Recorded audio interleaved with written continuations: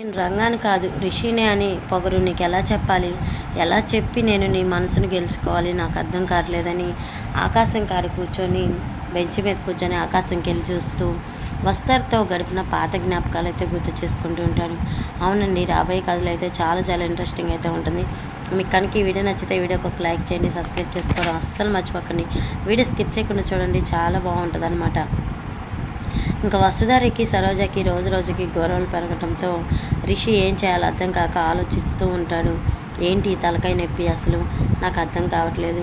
సరోజ ఏమో గొడవ పడకుండామన్నా గొడవ పడుతూనే ఉంది, ఒక పక్క వసుధార ఏమో బాధపడుతుంది. వీళ్ళిద్దరి బాధను నేను ఎలా తగ్గించాలి, ఏం చేయాలి అని చెప్పి ఆలోచిస్తూ ఉంటాడు. ఇంకా ఆలోచిస్తూ ఇంటి బయటకు అయితే వచ్చి బెంచ్ మీద కూర్చుంటాడు. కూర్చొని ఆకాశం వైపు అయితే చూస్తూ ఉంటాడు. ఒకప్పుడు వసుధార నేను ఇలాగే ఒకరికొకరు ఒకళ్ళ ఒళ్ళిలో ఒకళ్ళు కూర్చొని మా ప్రేమ గురించి గుర్తు చేసుకుంటూ చాలా సంతోషంగా ఉండేవాళ్ళమని పాత జ్ఞాపకాలన్నీ చూసుకుంటూ ఆలోచిస్తూ ఉంటాడు రిషి. ఇంకా ఏం చేయాలో అర్థం కాక ఏంటి పొగరు నీకు నాకు ఈ ఎడబాటు అర్థమే కావట్లేదని చెప్పేసి ఆలోచిస్తూ ఉంటాడు.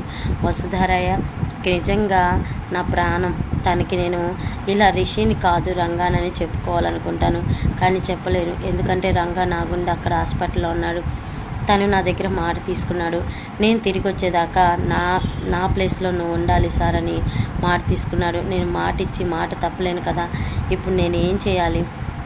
నేను నా వసుధార మీద మాట రాకుండా చూడాలి కదా, ఏం చేయాలో నాకు అర్థం కావట్లేదని రిషి బాధపడుతూ ఉంటాడు.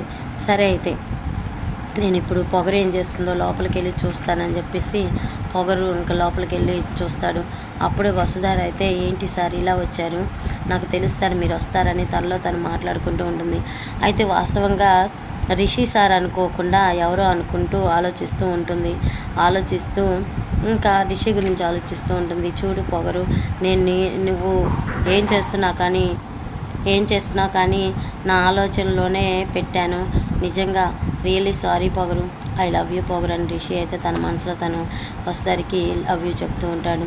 ఇంకా అది వసుధారికి వినిపించి రిషి సార్ మీరా, ఏంటి ఈ టైంలో ఇక్కడ ఉన్నారు, చెప్పండి సార్ అని వసుధార అంటూ ఉంటుంది. ఇంకా వసుధార అన్న మాటలకి రిషి అయితే కంగారు పడుతూ అది మేడం ఏం లేదు మేడం, నేను ఊరికే వచ్చాను, నేను ఏదో మీతో చెప్దామని వచ్చానని రంగా అయితే ఇంకా రిషి క్యారెక్టర్లో ఉన్న రంగా అయితే బయటకు వచ్చేస్తాడు.